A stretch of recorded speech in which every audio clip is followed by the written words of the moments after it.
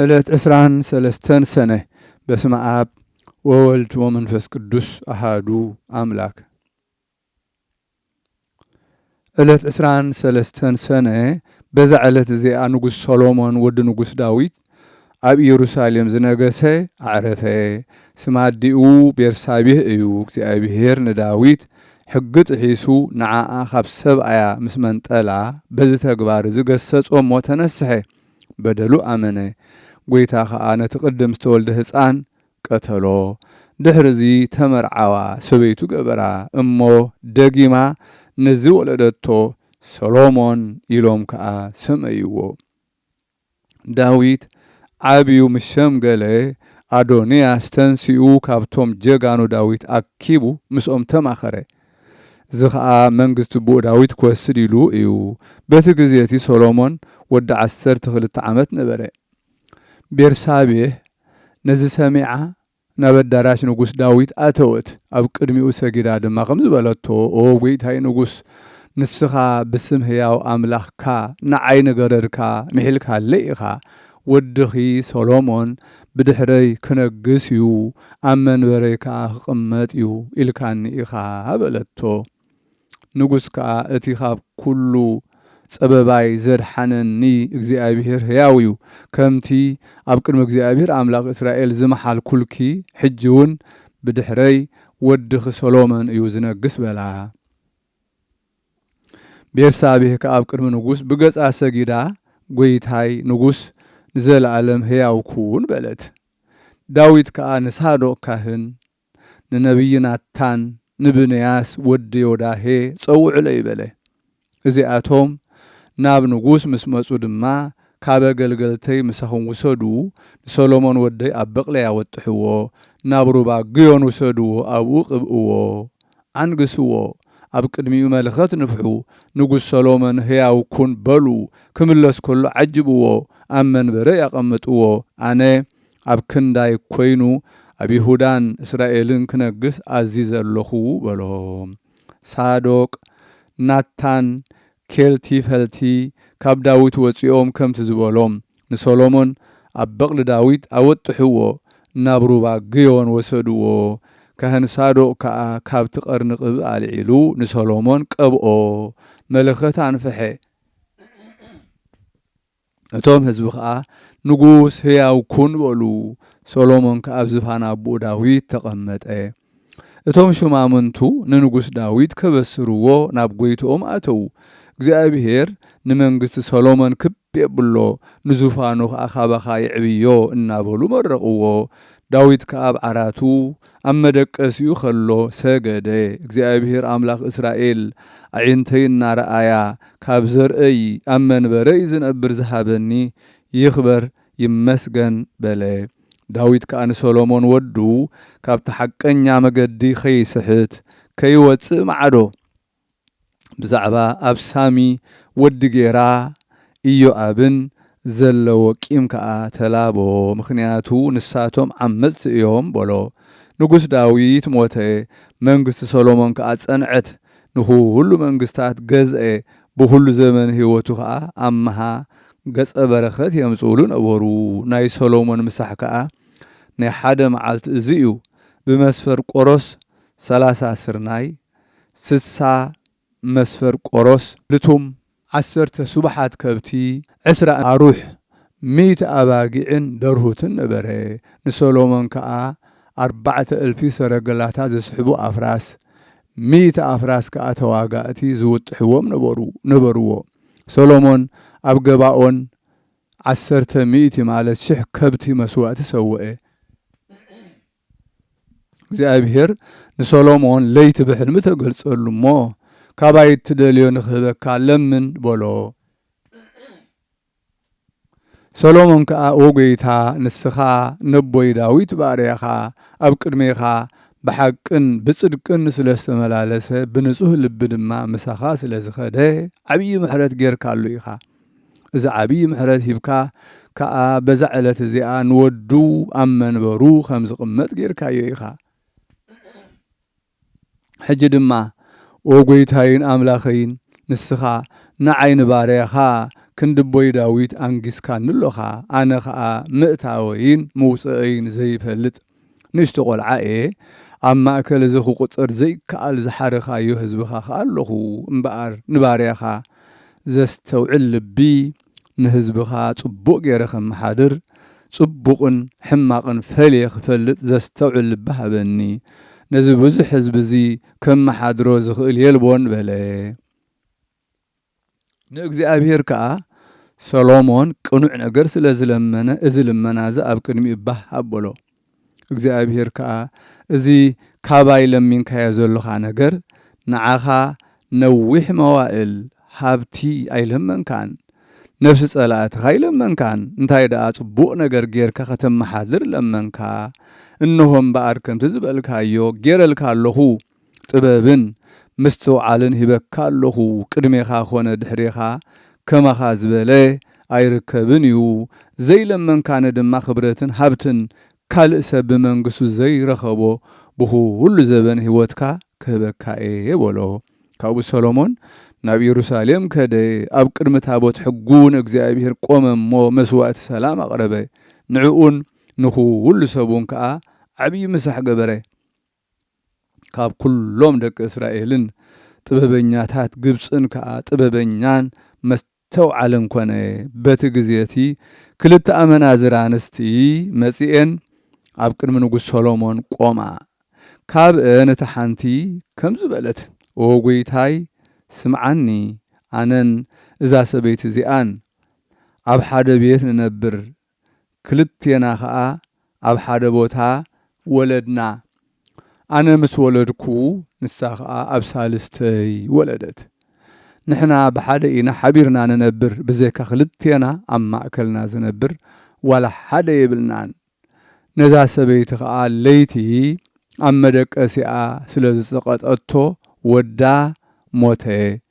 ፍርቂ ለይቲ ተንሲኤ ኣነ ደቂሰ ከለኹ ፍርቂ ለይቲ ተንሲኣ ኣነ ደቂሰ ከለኹ ንወደይ ካብ ሕቑፈይ ወሲዳ ነቲ ዝሞተ ወዳ ኣብ ሕቑፈይ ኣደቀሰቶ ንጉሆ ተንሲኤ እንተረኣኽኡ ከዓ እቲ ዝሙት ቆልዓ ኣብ ሕቑፈይ ረኸብኩ ምድሪ ምስ በርሀ እንተረኣኽዎ ግና ንሱ ወደይ ዝወለድክዎ ይኮነን ተኻልኣይቲ ሰበይቲ ከዓ ኣይኮነን እቲ ጥዑይ ወደ እዩ ወደ እቲ ዝሞተ እዩ በለታ ኣብ ቅድሚ ንጉስ ከምዚ ኢለን ተኻሰሳ ንጉስ ከዓ ንስኺ እቲ ጥዑይ እዩ ወደይ ወዳ ግና እቲ ዝሞተ እዩ ትብል ኣለኺ ንሳ እውን ኣይኮነን ወደይ ህያው እዩ ወዳ እቲ ዝሞተ እዩ ትብል ኣላ በለን ሽዑ ንጉስ ከምዚ ኢሉ ፈረደ በሉ ሰይፊ ምጽኡ ኢሉ ኣዘዘ ሰይፊ ኣምጽኡ በሉ ነዚ ህያው ዘሎ ማዕረ ማዕረ ጌርኩም ቁረጽዎ እሞ ፍርቁ ነታ ሓንቲ ፍርቁ ከዓ ነታ ሓንቲ ሃብወን በለ እታ ወዳ ህያው ወይ ጥዑይ ዘሎ ሰበይቲ ከዓ መለሰት ንንጉስ ከዓ ከም ዝበለቶ ጎይታይ ከምኡ ትግበር ምቕታልሳይ ትቕተልዎ ብጥዑዩ ነዛ ሰበይቲ ሃብዋ በለት ምክንያቱ ብዛዕባ ቅትለት ወዳ ምስ ሰምዐት ኣማዑታ ተናወፀ ተኻልኣይቲ ሰበይቲ ግና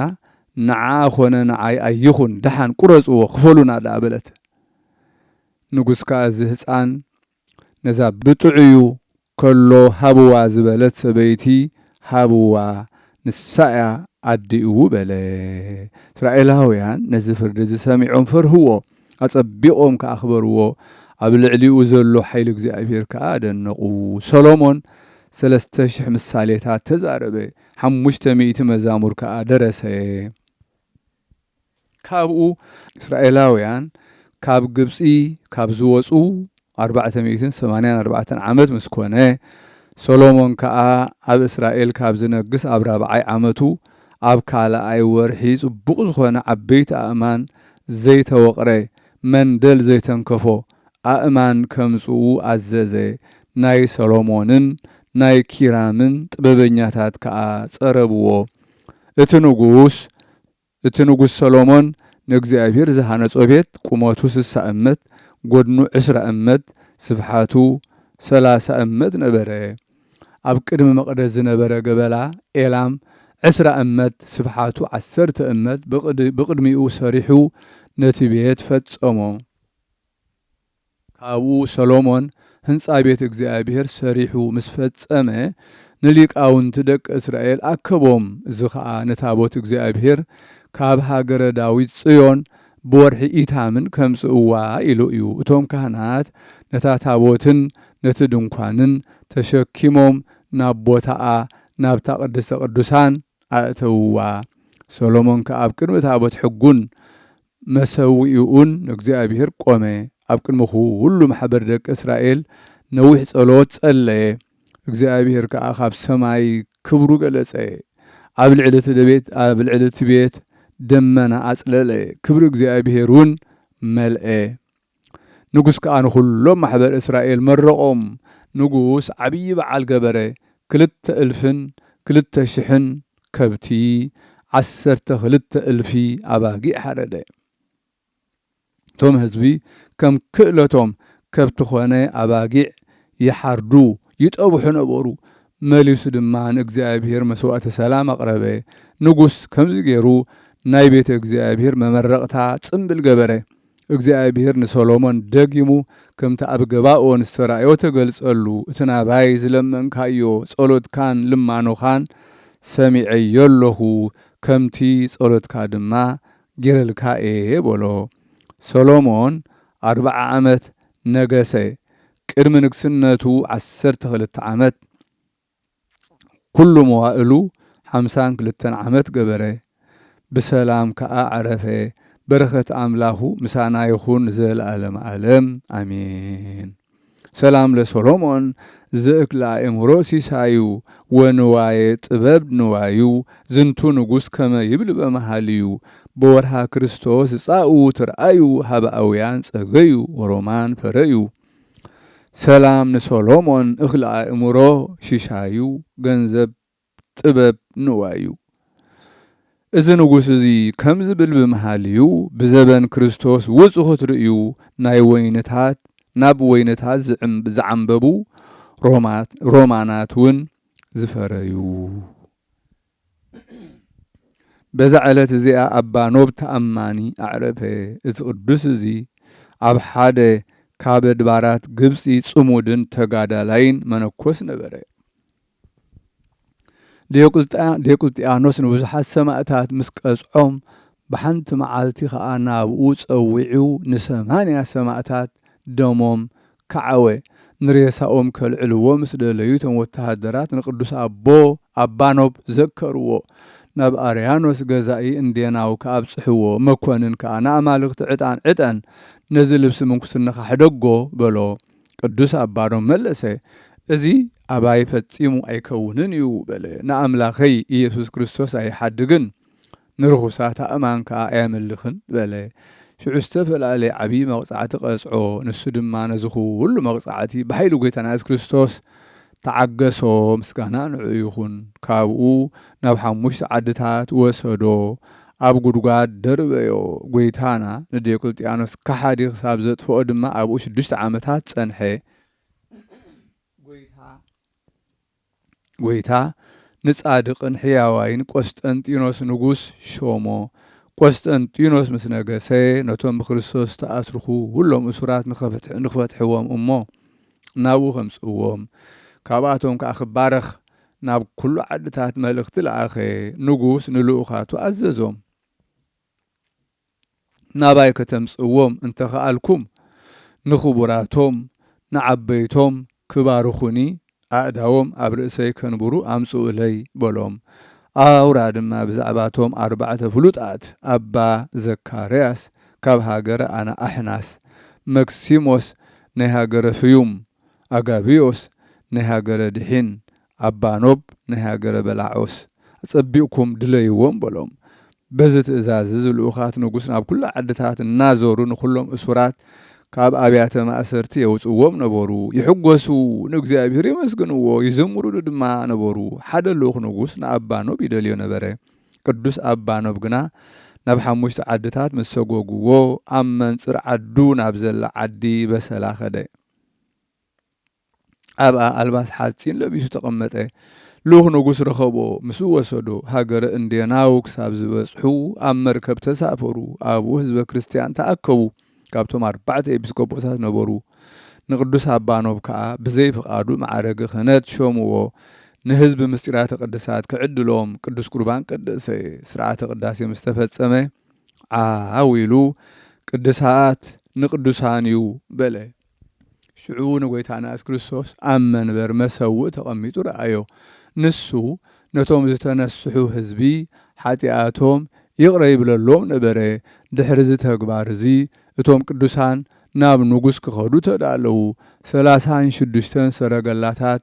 ቀረቡሎም ቁጽሮም 72 ኮነ ኣብ ሓንቲ ሰረገላ በብክልተ ገይሮም ጻዕንዎም ካብኡ ክሓልፉ ከለው ናይ ደናግል ኣድባራት ኣብ መገዶም ነበረ እተን ደናግል ከዓ ወፅየን ተቐበላኦም ብዝሕተን ደናግል 700 ነበራ